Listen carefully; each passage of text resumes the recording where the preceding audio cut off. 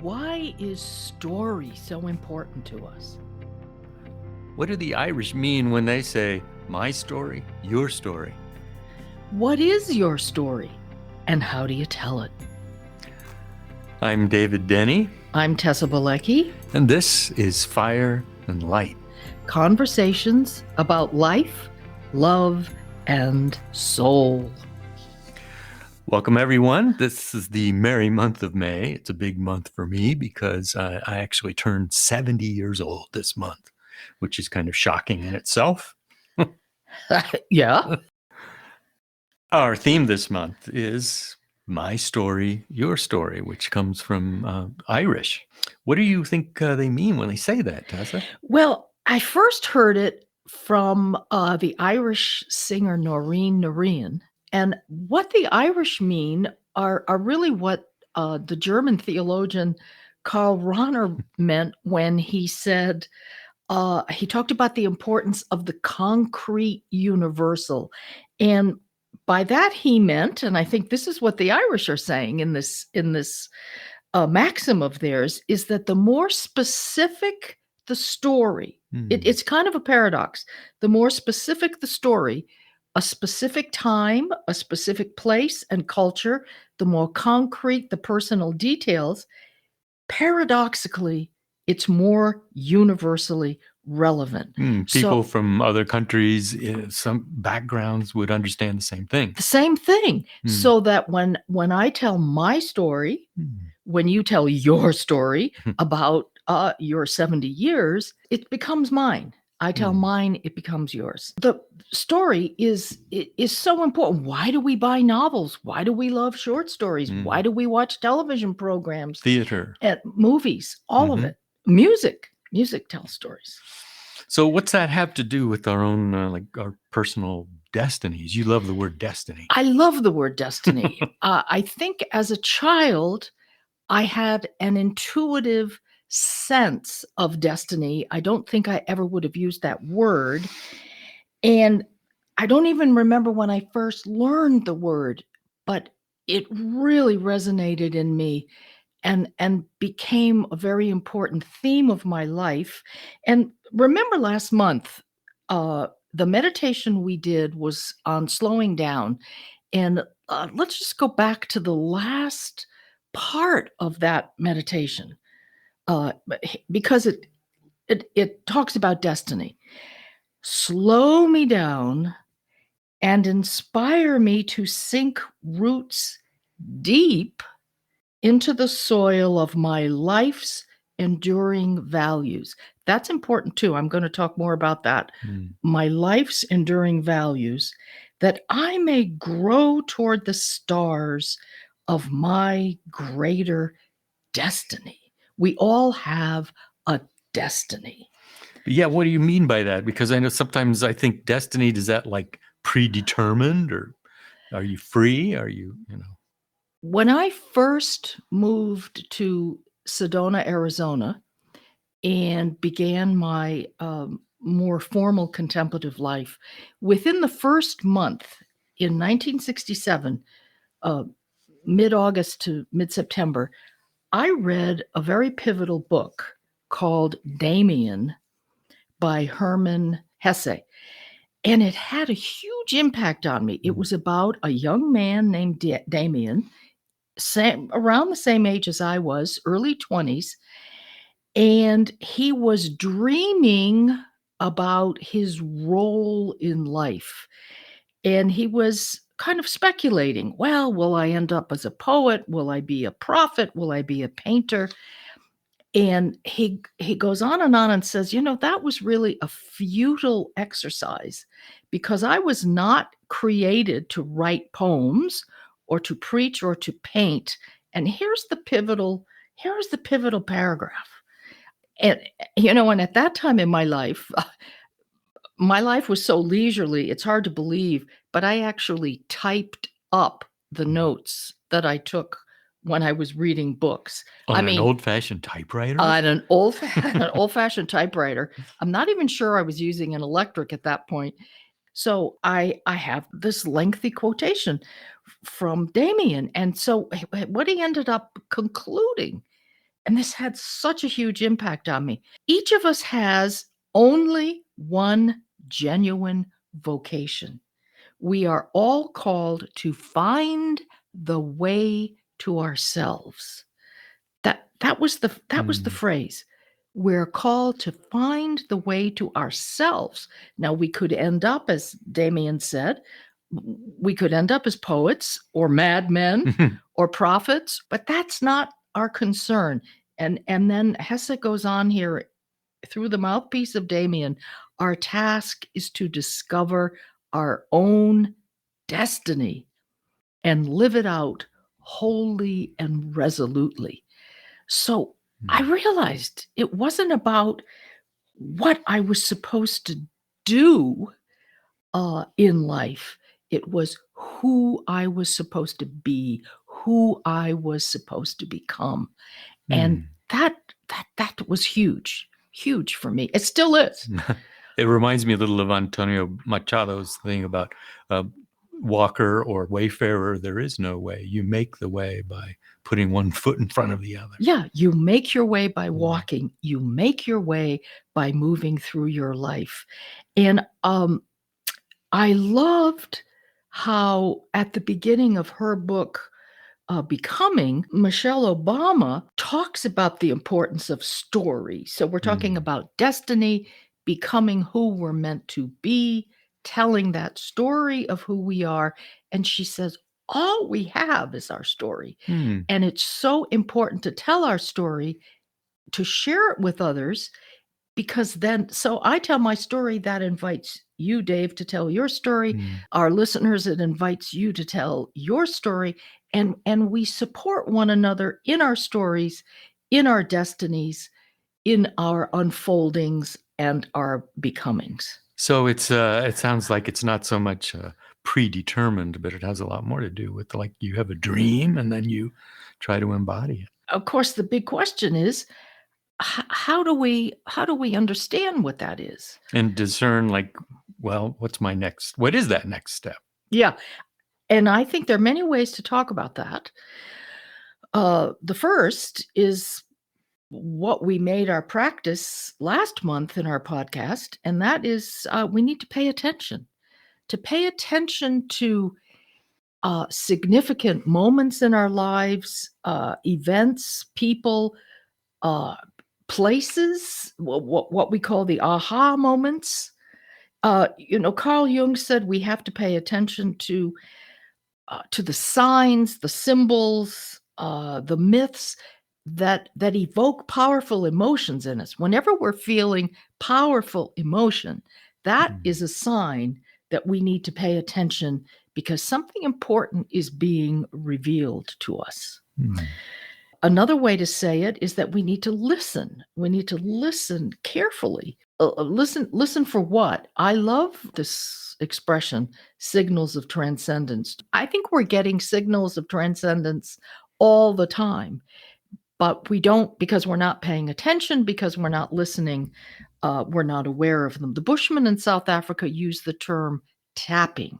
They're listening for the tapping that they feel in their hearts. I've always loved this, the tapping. And St. Benedict, doesn't he talk about ears of the heart? Yeah, that's how the rule of St. Benedict begins. We need to listen with the ears of the heart. That's the Bushman's tapping. That's paying attention to the signals of transcendence.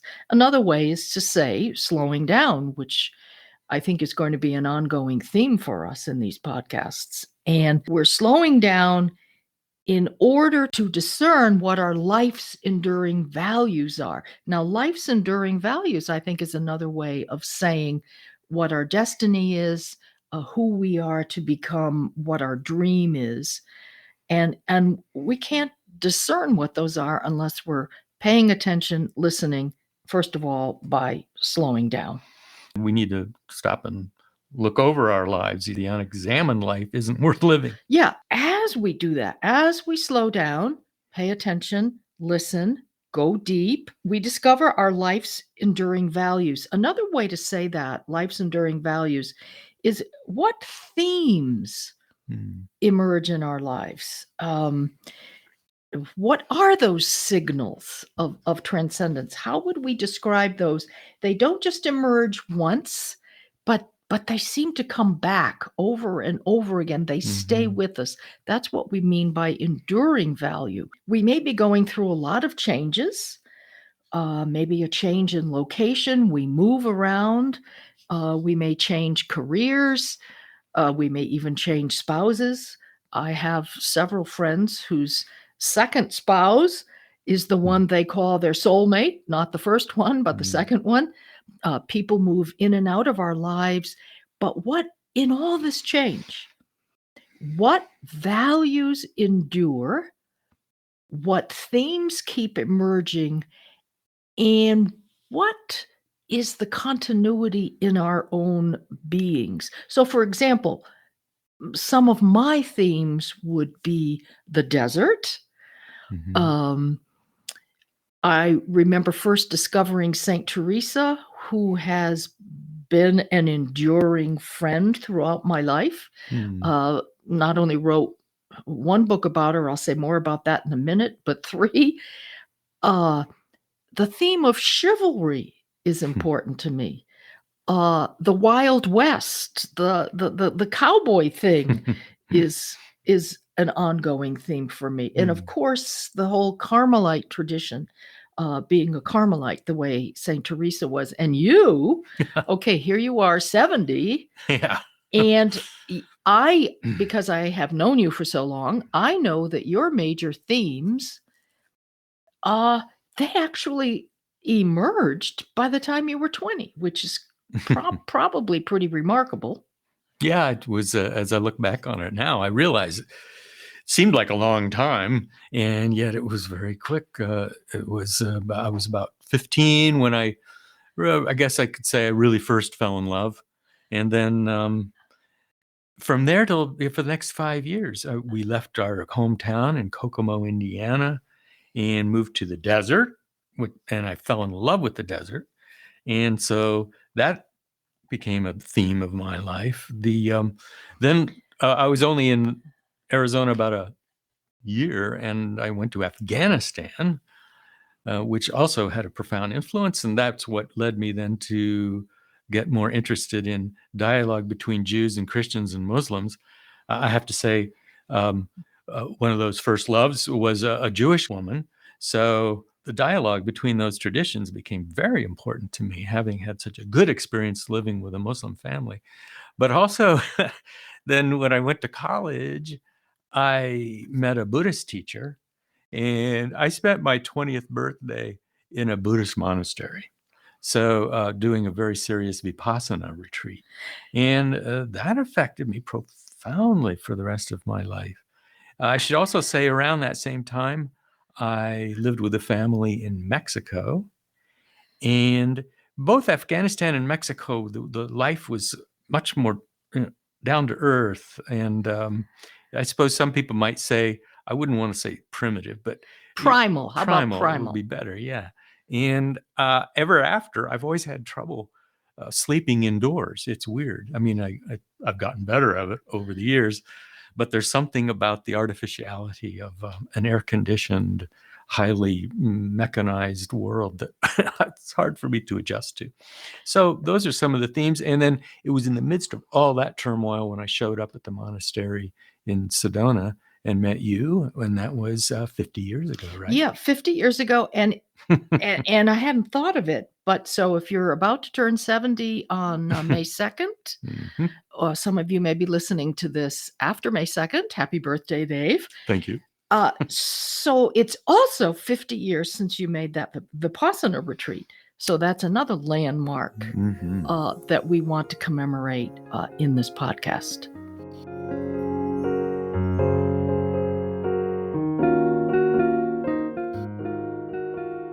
So, how does all this relate to our theme of story for this podcast? Yeah, I think we can tell our stories in several ways. We've been talking so far about themes, our life's enduring values. We could tell our stories by tracing throughout our lives how a theme first emerges and then how it continues through our lives. We could also tell our stories chronologically. Rabbi Zalman Schachter, in his book, I think it's From Aging to Saging, talks about how we should be looking at our lives in 10-year cycles. We'll come back to this when we do our meditation. But the whole reason we were inspired to talk about story in this particular podcast is that in this year, 2023, and especially in this springtime of the year, we are marking several anniversaries in our lives. I don't know that I like the word anniversary. I like the word landmark. And I also love I love looking up words in the dictionary. And I don't go on Google. I use an old dictionary, a big fat dictionary. You like with paper and pages? Oh, yeah. An actual book that I have to keep on a special shelf because it's so big and fat and heavy. And I loved looking up landmark. And one of the synonyms for landmark is turning point. So there are all these very important turning points in our lives, and they all happened within 10 years of each other. So, okay, 1953. Some of you listening weren't even born yet. Dave, you're born. You have any more? Well, you kind of mused on your. No, what would you have to say about turning 70? Well, one thing I should say, I didn't really develop this one. I mentioned Mexico earlier, was that I was working on my Spanish then. And in terms of today, at this point in my life, at age 70, I finally started using my Spanish. And I often go to churches that have Spanish masses, meet a lot of people who are Spanish speaking, and it's become a very powerful part of my life. And I love being part of that culture. Yeah. So that's one thing I'd follow up on. Plus, you love Mexican food. Oh, yeah. But it's also a very different thing. The older I get, the more I realize there's not as many years to look forward to. And the majority of my life is behind me. And that does affect your perspective. But in general, I find it beautiful. The mystics talk about the eternal now. And there's something about that this isn't all stuff that's dead and gone. It still lives. It's happening now. Yeah. And so there's a simultaneity about it that I really love. So 70 years ago, you were born. 50 years ago, we met in Sedona. I mean, that's a huge landmark that you and I have known each other for 50 years. Yeah. There aren't too many people who can say that. I know whenever we mention it, that we've been friends for 50 years, and our sound engineer here and our podcast editor, David Levin here, waving at all of you out there who you can't see him. David and I have known each other for over 55 years. So it's extraordinary. And also it's 50 years since you were in that Buddhist monastery, which I had forgotten. And then this season, we are also commemorating a 40th anniversary. And what is that, Dave? Well, 40 years ago, we left Sedona and we moved to Colorado. So that was a very difficult transition in our lives. I think another word I love, you mentioned milestone, turning point. Also, threshold, I think, is a powerful word. Oh, threshold. We cross these thresholds into new worlds. Yeah, threshold. Oh, that's a good one because, threshold moves you forward. Because every ending is a new beginning. And I know for me personally, in some ways, I still have not gotten over the fact that we lost our first home in Sedona, Arizona. And I'm actually writing about the Sedona years of my life for my memoir at this time. And there's a lot of pain in it. There's so much beauty, because talk about life's enduring values. So much of what I value as central in my life unfolded in those Sedona years. But that's a whole other podcast. And that year was also significant for me personally because we moved from Sedona to Colorado, and 6 weeks later, my mother died. Mm. So that I not only lost my earth mother, which is how I think about Sedona. Sedona was my earth mother. In so many ways, I was born there, but I also lost my blood mother. And that combination was pretty devastating for me. On a more positive note, 30 years ago, so we are moving now from 1983 to 1993. 30 years ago in 93, at this time of the year, I was ensconced in very deep solitude in Colorado in the Hogan. A little log cabin. A little log cabin like the Hogans that the Navajo build in northern Arizona here. And I wrote my first book on St. Teresa. Then 20 years ago, you and I left the Spiritual Life Institute and the monastic life, and some friends built us hermitages out on a cattle ranch. And so we continued to live the eremitical life, but still that was a pretty traumatic shift. You'd been in the community for 40 years, I think. Yeah, close to 40 years. And I was in for 30. Yeah. And that was a very painful transition, but also very liberating. So that was a big threshold. A big threshold that finally bore great fruit. Yes. Including these podcasts, including the creation of the Desert Foundation, and talk about life's enduring values. Because what happened is, though we left the formal setting in which we had been living out of these values, we are still living out of those values. Yeah. So we create the Desert Foundation. We're still emphasizing the importance of the desert, the importance of solitude. And then with the creation of the Desert Foundation, we are trying to build trust and more understanding between the peoples of the book, between Jews, Christians, and Muslims, which goes all the way back to your pre-Sedona years. Yep. To your first love and your time in Afghanistan. And you mentioned the eternal now.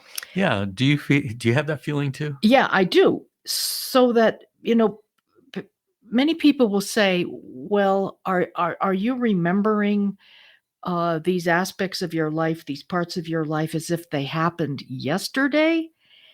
And I've been thinking a lot about this, especially since I'm writing a memoir, which means remembering. And I realize that I'm remembering it all, not as if it happened yesterday, but as if it is happening now, because it is. Because we so internalize our story that it is always happening now in us. And don't you find that you might understand it differently now than you did then? So in a sense, the story kind of changes over time. Well, it changes, I think, for the better. It gets deeper and it gets better. And it has much more meaning. And, in the first podcast, we talked about, because it was the beginning of the year, and we were talking about time, and we distinguished between chronos, which is chronological time, which ticks away, versus kairos, which is really that eternal now. I have to confess, a line from a James Taylor song keeps going through my head. The thing about time is that time isn't really real. Very good. Yeah, thank you very much. But it is, isn't it? I mean, we're running out of time here. And so, in fact, running out of time not only in our lives, but in this podcast. So what's our practice for this month? I think we've already talked about it. Our practice last month was slowing down and paying attention. This month, we're focusing on the same thing, slowing down, paying attention, listening, but we're focusing on paying attention to our story, our own personal stories. The importance of thinking about our stories, reflecting on them, maybe even writing about them. And in our meditation now, as we move from our reflections, from our practice for the month into the meditation for the month, is really, how do we do that? How do we pay attention to our story? And it's really not only a meditation for this moment at the end of this podcast, but really for the rest of this month. When we do mention our practice or our meditation, we're hoping it's something that you stay with throughout the following month. And then this time, though, I think our meditation and our practice are really, really for the rest of your life.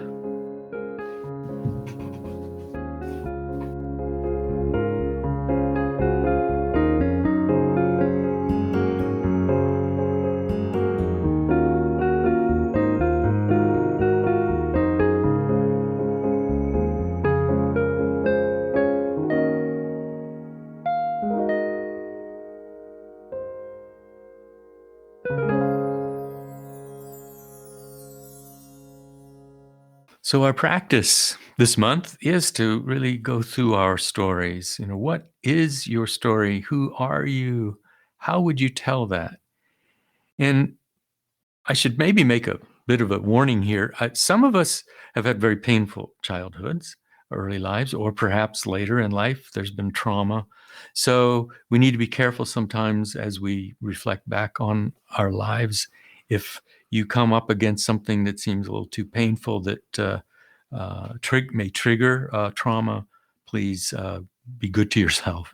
That you don't have to take care of that all at once. You may need extra help in dealing with that over time.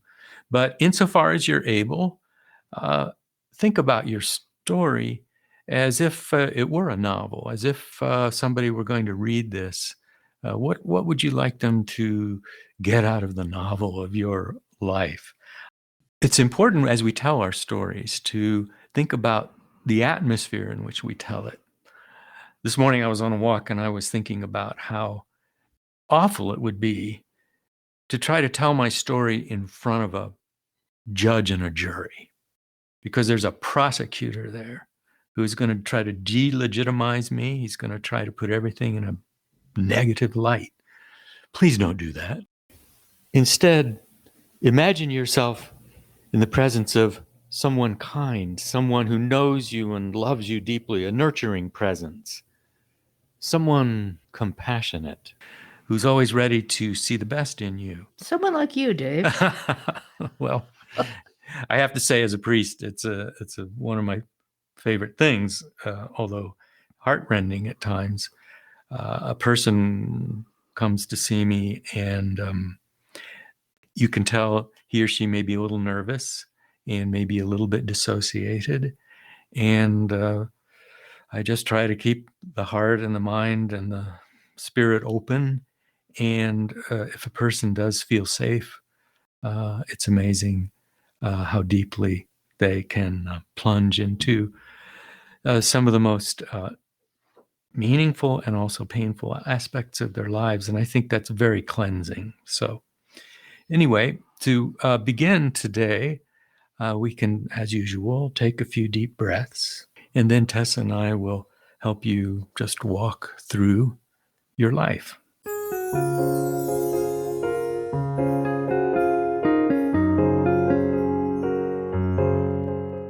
Think of the first 10 years of your life. Where were you born? Did you like it? What was your childhood like? What stands out for you? What moment stands out for you as, let's use the word emblematic? Emblematic for how your life would unfold, how your story would unfold. Who were the most important people to you? What were the most important places? Did you have a favorite color, a favorite flower, a favorite song? What game did you like to play best? Who were your friends?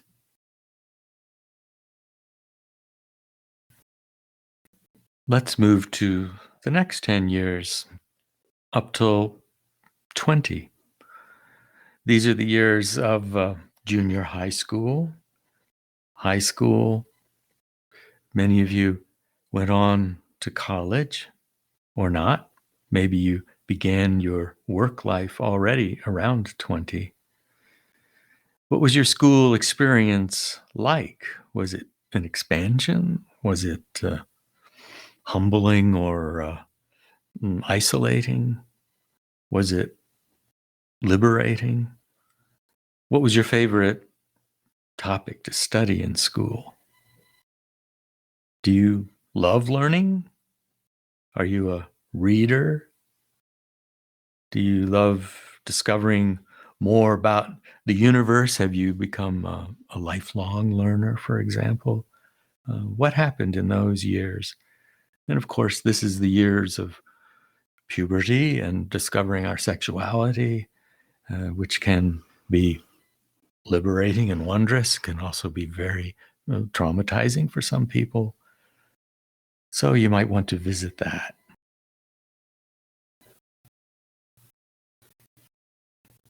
Between the ages of 20 and 30, we've set out on a path in life. How did you set out? Did you know where you were going? Did you know what you were doing? Or was it a more mysterious unfolding? Was there confusion? Were there missteps? What were the signposts along the way? Who helped you? Maybe others worked against you. Did you go on to more schooling?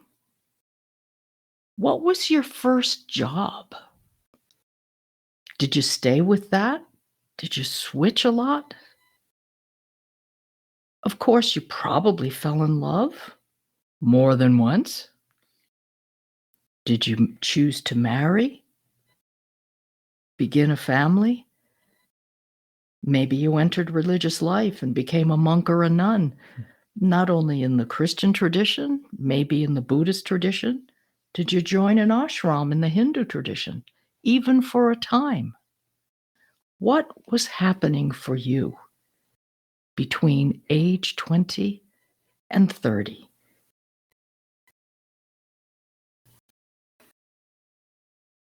Some of you may not have reached the next stage, but for those who have reached their 30s, the decade from 30 to 40, you're well on your way now. You've had a lot of experience, and yet there's still a freshness and youthfulness.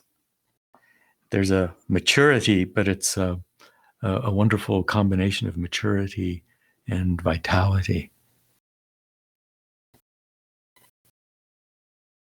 And the next decade, between 40 and 50, many of you may not have reached this stage yet. Some of you may have, and even gone beyond it.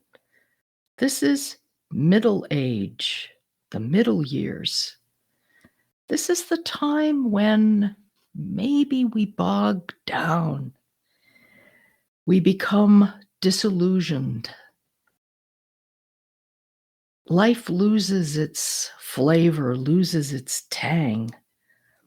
We may be aware of mistakes we've made. We may have fallen more than once. St. Teresa tells us not to worry about those falls. St. John Chrysostom says, never mind uncountable falls, be they over and over. Because as Teresa says, we can just pick ourselves up and head out on the road again. How can we make this middle part of our life more exciting and fresh and new?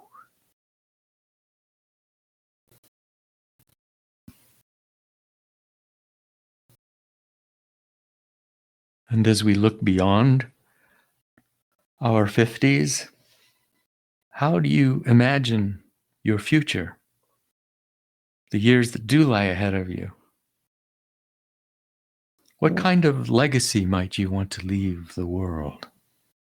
What contribution do you feel you have made or still have yet to make? How do you serve others? How are you going to continue to serve and make this world a better place? How will you help improve life on the planet?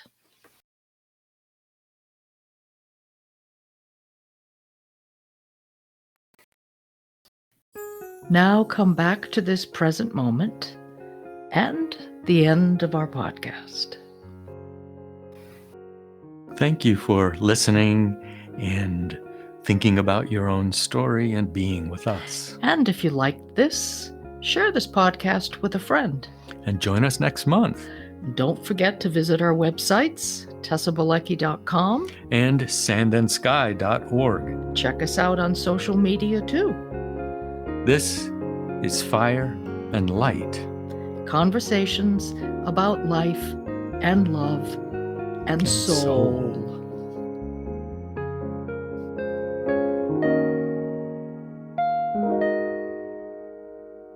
The background music for Fire and Light is The Day We Met, composed and performed by Ricky Zhao.